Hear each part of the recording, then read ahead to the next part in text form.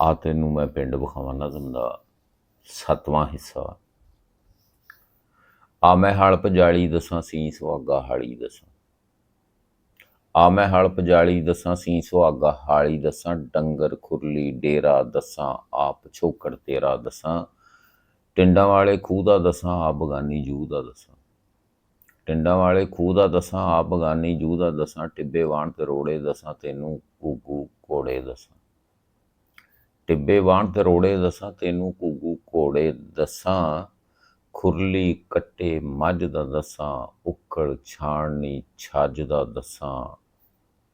ਟੱਗੇ ਗੱਡਾ ਟਰੱਕ ਕੀ ਹੁੰਦਾ। ਚੁਗਲੀ ਉਂਗਲੀ ਸ਼ੱਕ ਕੀ ਹੁੰਦਾ।